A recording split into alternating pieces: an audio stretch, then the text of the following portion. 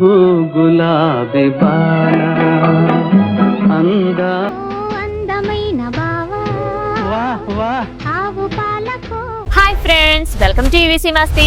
కొన్ని స్వరాలు చెవికి మాత్రమే కాదు, నేరుగా మనసుకు వినిపిస్తాయి. కళ్ళు మూసుకొని వింటే చాలు, మనల్ని ఎక్కడో తెలియని ఒక ప్రశాంతమైన లోకంలోకి తీసుకెళ్తాయి. ఆ పాత మధురమైన పాటల ప్రయాణంలో తెలుగు సినీ సంగీత చరిత్రలో ఆయన ఒక సువర్ణాధ్యాయం. ప్రేమ పాటలో అమృతాన్ని, విషాద గీతంలో కన్నీటిని, వేదాంత తత్వంలో జీవిత సత్యాన్ని తన గలంతో పలికించిన గాన గాంధర్వుడు ప్రతివాది భయంకర శ్రీనివాస్ గారు. మనందరికీ ఎంతో ఇష్టమైన పిబి శ్రీనివాస్ గారు. ఎన్టీఆర్, ఏఎన్ఆర్, కాంతారావు లాంటి మహానటులకు తన గాత్రంతో ఎన్నో మరపురాని హిట్స్ ఇచ్చిన ఆ స్వరం వెనుక ఎంతో వినయం, మరెంతో సాహితీ పిపాస దాగి ఉన్నాయి. ఆయన కేవలం నేపథ్య గాయకుడు మాత్రమే కాదు, 8 భాషల్లో అనర్గళంగా మాట్లాడగలిగే బహుభాషా కోవిదుడు. తన కలంతో ఎన్నో అద్భుతమైన గజల్స్ రాసిన గొప్ప కవి. ఎప్పుడు చిరునవ్వు చిందిస్తూ తలపై తన ట్రేడ్ మార్క్ టోపీతో అత్యంత సాధారణమైన జీవితం గడిపిన అసాధారణమైన వ్యక్తి ఆయన. మృదువైన గొంతుతో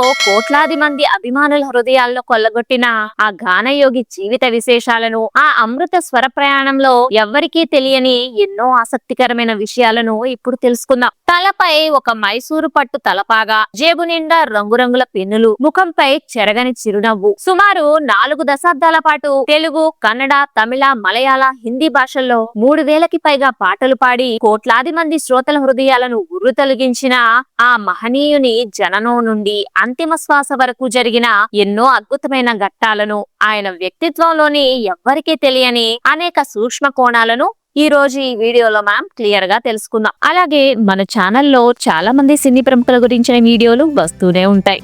అవన్నీ మిస్ కాకుండా చూడాలంటే మా ఛానల్ ని సబ్స్క్రైబ్ చేసుకొని పక్కనే ఉన్న బెల్ ఐకాన్ కూడా యాక్టివ్ చేసి పెట్టుకోండి ఫ్రెండ్స్. ముందుగా ఆయన కుటుంబ నేపథ్యం గురించి తెలుసుకుందాం. ప్రతివాది భయంకర శ్రీనివాస్ గారు 1930వ సంవత్సరం సెప్టెంబర్ 22న ఆంధ్రప్రదేశ్ రాష్ట్రంలోని తూర్పు గోదావరి జిల్లా కాకినాడ సమీపంలో గొల్లపురొల్లు గ్రామంలో జన్మించారు. సాహిత్య పరంగా, సంస్కృతి పరంగా ఎంతో ఘనమైన చరిత్ర ఉన్న గోదావరి జిల్లాల వాతావరణం ఆయన బాల్యంపై తీవ్ర ప్రభావం చూపింది. ఆయన ఒక సాంప్రదాయ తెలుగు వైష్ణవ బ్రాహ్మణ కుటుంబంలో జన్మించారు. వారి తల్లిదండ్రులు ప్రతివాది భయంకర ఫణీంద్ర స్వామి, శేషగిరమ్మ. ఈ దంపతులకు చిన్న కుమారుడిగా ఈయన జన్మించారు. ఆయన తండ్రి ఫణీంద్ర స్వామి గారు ప్రభుత్వ సివిల్ సర్వెంట్ గా పనిచేసేవారు. ఆయన అత్యంత క్రమశిక్షణ కలిగిన ప్రభుత్వ అధికారి. తల్లి శేషగిరమ్మ గారు అద్భుతమైన సంగీత విద్వాంసురాలు. చిన్నప్పటి నుండే తల్లి ఇంట్లో వీణ వాయిస్తూ కర్ణాటక సంగీత కీర్తనలు పాడుతుంటే ఆ మధురమైన నాదాలను వింటూ పెరిగిన శ్రీనివాస్ కు సంగీతం ఉగ్గుపాలతోనే అబ్బింది. తల్లి పాడే శాస్త్రీయ రాగాల ద్వారానే ఆయనకు భారతీయ శాస్త్రీయ సంగీతం పట్ల ప్రాథమిక అవగాహన, ఆసక్తి ఏర్పడ్డాయి. శ్రీనివాస్ గారి మేనమామ గారు కిడాంబి కృష్ణస్వామి గారు అప్పట్లో ఒక ప్రముఖ నాటక కళాకారుడు, ఇంకా రంగస్థల గాయకుడు కూడా. శ్రీనివాస్ గారికి 12 సంవత్సరాల వయసున్నప్పుడు కృష్ణస్వామి గారు తన నాటక బృందంలో పద్యాలు పాడే అవకాశాన్ని తొలిసారిగా కల్పించారు. ఆ చిన్న వయసులోనే ప్రఖ్యాత గాయకుడు ఘంటసాల వెంకటేశ్వరరావు గారు పాడిన పుష్ప విలాసం, కుంతి కుమారి వంటి పద్యాలను శ్రీనివాస్ గారు రికార్డుల ద్వారా విని ఎంతో నిశితంగా సాధన చేసేవారు. ఆ పద్యాలలోని కరుణ రసాన్ని, విషాదాన్ని గ్రహించి ఆయన తల్లి శేషగిరమ్మ గారు కన్నీరు పెట్టుకునేవారు. ఈ సంఘటనలు ఆయనలోని కళాకారుడికి పునాదిరాలు వేశాయి. శ్రీనివాస్ గారి జీవితంలో ఒక అత్యంత ఆసక్తికరమైన మలుపు తిప్పిన ఘట్టం ఆయన బాల్యంలోనే చోటు చేసుకుంది. అదేంటంటే, ఒక రోజు ఆయన తండ్రి ఫణీంద్ర స్వామి గారు ఒక ప్రముఖ జ్యోతిష్యుని వద్దకు వెళ్లి తన కుమారుడి జాతకం చూపించారు. జాతకాన్ని నిశితంగా పరిశీలించిన ఆ జ్యోతిష్కుడు ఈ బాలుడికి సంగీత రంగంలో గాని, సినిమా రంగంలో గాని ఎటువంటి ప్రవేశం ఉండదు, ఇతను గాయకుడు కావడం అసాధ్యం అని నిర్మోహమాటంగా తేల్చి చెప్పేశారు. సాధారణంగా ఇలాంటి మాటలు వింటే ఎవరైనా నిరుత్సాహపడతారు. కానీ జ్యోతిష్కుని మాటలు శ్రీనివాస్ గారి ఆత్మవిశ్వాసాన్ని దెబ్బతీయలేకపోయాయి. పైగా ఆ మాటలను అబద్ధం చేయాలనే కసి, పట్టుదల ఆయనలో బలంగా నాటుకున్నాయి. తన సంగీత సాధనను మరింత తీవ్రం చేసి ఆ జ్యోతిష్యుని అంచనాను తలకిందులు చేయాలని ఆయన నిశ్చయించుకున్నారు. మరోవైపు తండ్రి ఫణీంద్ర స్వామి గారు కూడా జ్యోతిష్యుని అంచనా కంటే తన కొడుకు ప్రతిభపైనే, ఆత్మవిశ్వాసంపైనే పైనే ఎక్కువ నమ్మకం ఉంచారు. తండ్రి కోరిక మేరకు విద్యాభ్యాసాన్ని కొనసాగించిన శ్రీనివాస్ గారు బ్యాచిలర్ ఆఫ్ కామర్స్ పట్టా పొందారు. అదే సమయంలో దక్షిణ భారత హిందీ ప్రచార సభ నుండి ఎంతో కష్టమైన హిందీ విశారద పరీక్షలో ఉత్తీర్ణులయ్యారు. ఈ హిందీ భాషా ప్రావీణ్యమే తదనంతర కాలంలో ఆయన సినీ రంగ ప్రవేశానికి ఒక అత్యంత బలమైన పునాదిగా ఆయుధంగా మారింది. విద్యాభ్యాసం పూర్తయిన తర్వాత లా అభ్యసించడానికి శ్రీనివాస్ గారు అప్పటి ఉమ్మడి మద్రాసు రాష్ట్ర రాజధానికి చేరుకున్నారు. అప్పట్లో మద్రాసు దక్షిణ భారత చలనచిత్ర రంగానికి గుండెకాయ లాంటిది. చెన్నైలో లా కాలేజ్ లో చేరినప్పటికీ ఆయన మనసు న్యాయవాద విద్యపై కంటే కూడా సంగీతం పైకే మొగ్గు చూపేది. లా కాలేజీకి వెళ్లడం కంటే ఆనాటి ప్రతిష్టాత్మక జెమినీ స్టూడియోస్ చుట్టూ తిరగడమే ఆయన దినచర్యగా మారిపోయింది. అప్పటికే జెమినీ స్టూడియోస్ లో సంగీత విభాగం అధిపతిగా ప్రముఖ వీణా విద్వాంసుడు ఈమని శంకర శాస్త్రి గారు పనిచేసేవారు. ఆయన శ్రీనివాస్ కుటుంబానికి అత్యంత సన్నిహితులు. శంకర శాస్త్రి గారి వద్ద సంగీత విభాగంలో సహాయకుడిగా చేరిపోయారు. శంకర శాస్త్రి గారి ప్రోత్సాహంతో శ్రీనివాస్ గారు లా చదువును మొదటి సంవత్సరంలోనే మధ్యలో ఆపేసి సంగీత విభాగంలో సహాయకుడిగా చేరిపోయారు. ఈ నిర్ణయం భారతీయ చిత్రసీమకు ఒక అద్భుతమైన గాయకుడిని పరిచయం చేయడానికి నాంది పలికింది. ఒక రోజు శంకర శాస్త్రి గారు శ్రీనివాస్ గారిని జెమినీ స్టూడియోస్ అధినేత అపర కుబేరుడు అయిన ఎస్ఎస్ వాసన్ గారికి పరిచయం చేశారు. ఆ సమయంలో వాసన్ గారి ముందు తన గాత్ర ప్రతిభను నిరూపించుకునే అవకాశం శ్రీనివాస్ గారికి లభించింది. తనకి అత్యంత ఇష్టమైన బాలీవుడ్ గాయకుడు మహమ్మద్ రఫీ గారు పాడిన హుయే హమే జిన్కే లియే బర్తాబ్ ఈ పాటను ఆయన అత్యంత అద్భుతంగా పాడి వినిపించారు. ఆ గాత్రంలోని మాధుర్యానికి శృతి పక్వతకు ముగ్ధుడైన వాసన్ గారు వెంటనే తన తదుపరి చిత్రంలో పాడే అవకాశాన్ని ఆయనకు ఇచ్చారు. ప్రముఖ రచయిత ఆర్కే నారాయణ్ రాసిన నవల ఆధారంగా 1952 సంవత్సరంలో జెమినీ సంస్థ హిందీలో నిర్మించిన చిత్రం మిస్టర్ సంపత్. ఈ చిత్రంలో బాలీవుడ్ ప్రముఖ గాయని గీతా దత్ గారితో కలిసి అజీ హమ్ భారత్ కి నారి అనే గీతాన్ని పాడడం ద్వారా శ్రీనివాస్ గారు తన 22వ ఏట సినీ నేపథ్య గాయకుడిగా తన సుదీర్ఘ ప్రస్థానాన్ని ప్రారంభించారు. ఇదే సినిమాలో ఆయన మరో 2 గీతాలను కూడా పాడారు. ఒక అచ్చమైన తెలుగింటి కుర్రాడి సినీ సంగీత ప్రయాణం బాలీవుడ్ హిందీ పాటతో, అది కూడా గీతా దత్ వంటి దిగ్గజాలతో కలిసి పాడటంతో మొదలవటం ఒక చారిత్రక విశేషం. 1950ల నాటికి దక్షిణాది సినీ సంగీత రంగంలో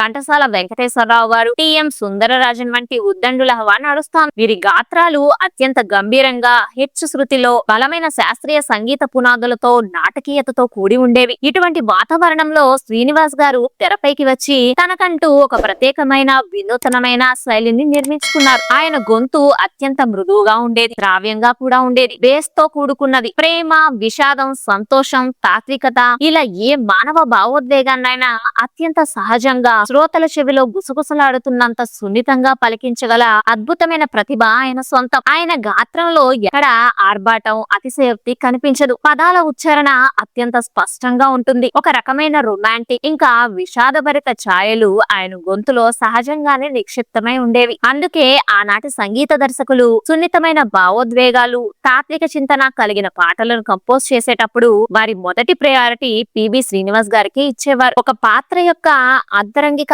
ఆవేదనను వ్యక్తపరచడంలో ఆయన గాత్రం ఎంతో అద్భుతంగా ఉండేది. తెలుగు సినిమా రంగంలో ఘంటసాల గారు ఒక మహావృక్షంలా ఎదుగుతూ అగ్ర కథానాయకులందరికీ ఆస్థాన గాయకుడిగా వెలుగొందుతున్న కాలంలో ఆయనకు ఏమాత్రం తీసిపోని విధంగా సమాంతరంగా అద్భుతమైన గీతాలను పాడిన ఏకైక గాయకుడు పిబి శ్రీనివాస్ గారు. ఘంటసాల గారి స్వరం పౌరాణిక, జానపద ఇంకా గంభీరమైన సామాజిక చిత్రాలకు ఎంతగా సరిపోయిందో పిబి శ్రీనివాస్ గారి స్వరం ఆధునిక సామాజిక చిత్రాలకు, తాత్విక గీతాలకు, సున్నితమైన ప్రేమ గీతాలకు అద్భుతంగా సరిపోయింది. 1953లో విడుదలైన జాతకం చిత్రాలతో ఆయన దక్షిణాది భాషల్లో నేపథ్య గాన ప్రయాణాన్ని ప్రారంభించారు. అప్పటి నుంచి ఆయన వెనుదిరిగి చూసుకోలేదు. ఎన్టీ రామారావు గారు, అక్కినేని నాగేశ్వరరావు గారు, కృష్ణ, శోభన్ బాబు తదితర అగ్ర హీరోలందరికీ ఆయన ఎన్నో అజరామరమైన గీతాలను ఆలపించారు. సంగీత ప్రియుల హృదయాల్లో శాశ్వతంగా నిలిచిపోయిన పిబి శ్రీనివాస్ గారి తెలుగు గీతాల లిస్టు ఇప్పుడు చూద్దాం. గాలిమేడలు చిత్రంలోని ఎవరికి వారే యమునా తీరే, భార్యాభర్తలు చిత్రంలో ఓహో చక్కని చిన్నది, శ్రీ శ్రీ మర్యాద రామన్న చిత్రంలో మేడ మీద మేడ కట్టి, ఏమి ఈ వింత మోహము, ఆత్మబంధువు సినిమాలో దక్కెనులే అనే పాట, వీటితో పాటు నీలి కన్నుల నీడలలోన, చెట్టు లెక్కగలవా, బంగారు బొమ్మ, భయమేలా ఓ మనస, మానవుడే మహనీయుడు, మౌనమేల నోయి, ఒంటిగా సమయం, పూత పూచే హృదయం వంటి వందలాది హిట్ పాటలు ఆయన ఖాతాలో ఉన్నాయి. ఆయన పి సుశీల గారు, ఎస్ జానకి గారు, జమునా రాణి, భానుమతి, జిక్కి తదితర దిగ్గజ గాయనీమణులతో పాడిన యువల గీతాలు ఎప్పటికీ నిలిచిపోయే క్లాసిక్స్. ముఖ్యంగా ఎన్టీఆర్ గారికి, కాంతారావు గారికి ఆయన వాయిస్ కరెక్ట్ గా సరిపోయేది. ఈయన సినిమా పాటలకే పరిమితం కాకుండా ఎన్నో అద్భుతమైన భక్తి గీతాలను ఆలపించారు. ఆయన గొంతులో ఉన్న సహజమైన ప్రశాంతత ఈ భక్తి గీతాలకు మరింత దివ్యత్వాన్ని ఆపాదించింది. ఆయన పాడిన శారదా భుజంగ స్తోత్రం, శ్రీ వెంకటేశ్వర సుప్రభాతం, ముకుందమాల, శ్రీ మల్లికార్జున స్తోత్రం, శ్రీ రామమంగళ శాసనం, శ్రీ మహాలక్ష్మి అష్టకం మరియు పురందరదాస కీర్తనలు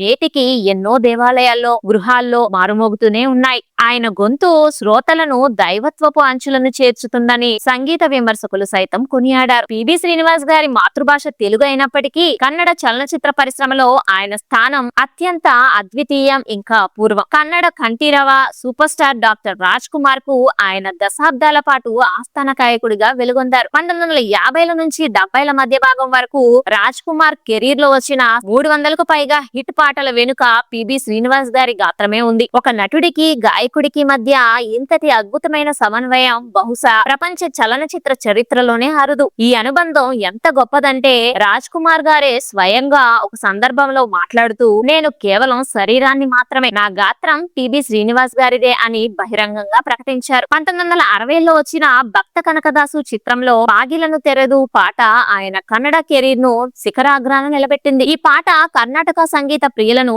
ఎంతగానో అలరించింది. అయితే 1974లో ఈ ప్రయాణంలో ఒక చిన్న మార్పు వచ్చింది. తమిళ చిత్ర పరిశ్రమలో ఎంజి రామచంద్ర, శివాజీ గణేశన్ల తరువాత అత్యంత ప్రజాదరణ పొందిన రొమాంటిక్ హీరో జెమినీ గణేశన్. ఆయనను తమిళనాట కాదల్ మన్నన్ అని పిలిచేవారు. జెమినీ గణేశన్ కు అప్పటి వరకు ఏఎం రాజా పాటలు పాడేవారు. అయితే పిబి శ్రీనివాస్ గారి గొంతులోని మృదుత్వం జెమినీ గణేశన్ గారి శృంగారభరితమైన నటనకు కరెక్ట్ గా సరిపోయేది. మలయాళ చిత్రసీమలో కూడా 1955లో వచ్చిన హరిశ్చంద్ర చిత్రం ద్వారా అడుగుపెట్టి ఎన్నో మధురమైన గీతాలను ఆలపించారు. ఒక రంగంలో ఇద్దరు అగ్రశ్రేణి వ్యక్తులు ఉన్నప్పుడు వారి మధ్య ఈగోలు, విభేదాలు రావటం సహజం. కానీ ఘంటసాల వెంకటేశ్వరరావు గారు ఇంకా పిబి శ్రీనివాస్ గారుల మధ్య ఉన్న అనుబంధం ఎంతో అరుదైనది, ఆదర్శవంతమైనది కూడా. ఘంటసాల గారిని శ్రీనివాస్ గారు తన గురువుగా, రోల్ మోడల్ గా భావించేవారు. బాల్యంలోనే ఘంటసాల గారి పద్యాలను విని ప్రాక్టీస్ చేసిన శ్రీనివాస్ గారు ఆయనను ఎంతో గౌరవించేవారు. అదే సమయంలో ఘంటసాల గారు కూడా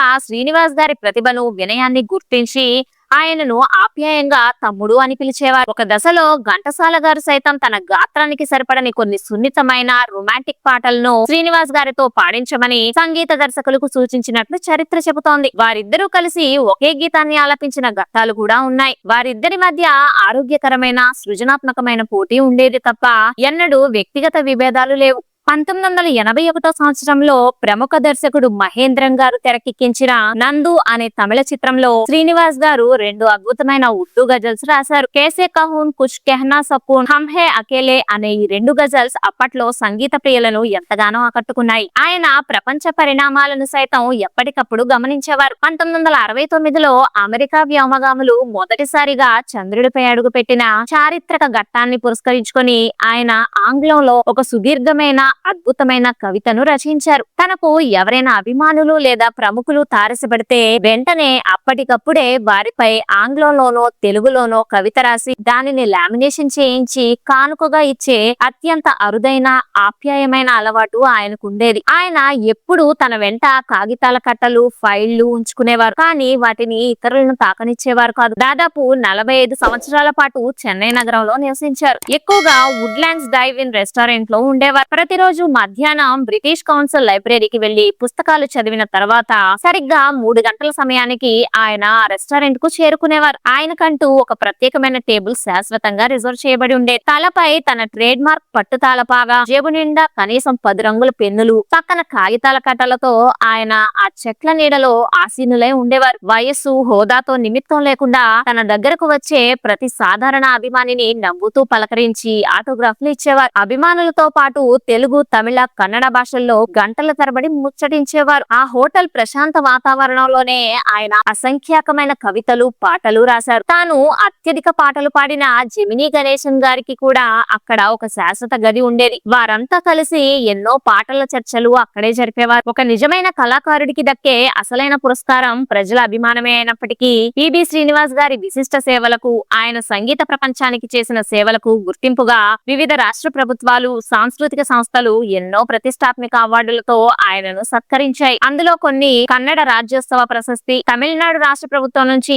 కలైమామిని పురస్కారం, కన్నడ విశ్వవిద్యాలయం నుంచి కర్ణాటక నాజోడ్ అవార్డ్, ఇంకా చెన్నైలోని శ్రీ కళాసుధా తెలుగు అసోసియేషన్ వారు అనుభవజ్ఞులైన సీనియర్ గాయకులను సత్కరించేందుకు ఏకంగా పిబి శ్రీనివాస్ మహాపురుష అవార్డు అనే పురస్కారాన్ని నెలకొల్పడం ఆయన కీర్తికి సజీవ సాక్ష్యం. అంతేకాకుండా 2013 మే 7వ తారీఖున ఆర్ శ్రీనాథ్ గారు రచించిన పిబి శ్రీనివాస్ జీవిత చరిత్ర పుస్తకాన్ని సురభి ప్రకాశన ప్రచురించింది. ఈ పుస్తకాన్ని కెజె యేసుదాసు గారు, బాలసుబ్రహ్మణ్యం గారు, ఇంకా వాణి జయరాం గారు అత్యంత వైభవంగా ఆవిష్కరించారు. పిబి శ్రీనివాస్ గారు వృత్తిపరంగా ఎంత బిజీగా ఉన్నప్పటికీ వ్యక్తిగత జీవితాన్ని ఎంతో క్రమశిక్షణతో, ప్రేమతో గడిపారు. ఆయన భార్య పేరు మల్లిక. ఈ దంపతులకు 4 కుమారులు, ఇంకా ఒక కుమార్తె ఉన్నారు. కుమారుల పేర్లు ఫణీందర్, విజయరాఘవన్, నందకిషోర్, రాజగోపాల్ కాగా కుమార్తె పేరు సంగీత. కుటుంబ వాతావరణాన్ని ఆయన ఎంతో ఆస్వాదించేవారు. తన మనవళ్ళు, మనవరాళ్లతో ఇంట్లో గడపడం ఆయనకు ఎంతో సంతోషాన్ని, ఉత్సాహాన్ని ఇచ్చేది. సంగీత ప్రపంచంలో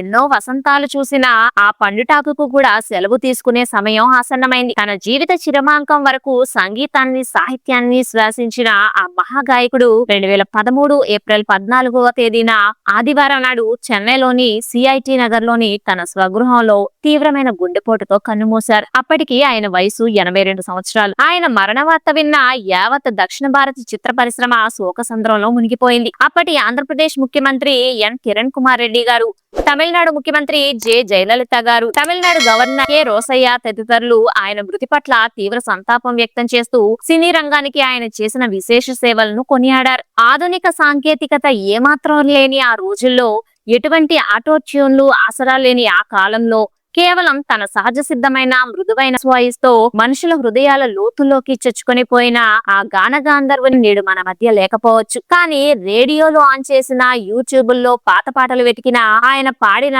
ఎవరికి వారే యమునా తీరే, ఏవి ఏవి చిలిపి తలపులు, బంగారు బొమ్మ వంటి వేలాది మధుర గీతాలు ఆయనను ఎప్పటికీ మన మధ్య సజీవంగా ఉంచుతాయి. అపారమైన మేధస్సు, అంతే అపారమైన వినయం, నిరాడంబరత మూర్తిభవించిన ప్రజ్ఞాశాలి పిబి శ్రీనివాస్ గారు. భారతీయ చలనచిత్ర సంగీత చరిత్రను ఎప్పుడు తిరగేసినా ఆయన పేరు ఒక ధృవతారలా ఎప్పటికీ వెలుగుతూనే ఉంటుంది. ఇది ఫ్రెండ్స్ పిబి శ్రీనివాస్ గారికి సంబంధించిన వివరాలు. ఆయన పాడిన పాటలలో మీకు ఏ పాట బాగా ఇష్టమో కామెంట్స్ లో కామెంట్ చేయండి. అలాగే ఈ వీడియో నచ్చినట్లయితే మర్చిపోకుండా లైక్ చేసి, షేర్ చేసి, సబ్స్క్రైబ్ చేయండి friends. Thanks for watching friends. జై హింద్.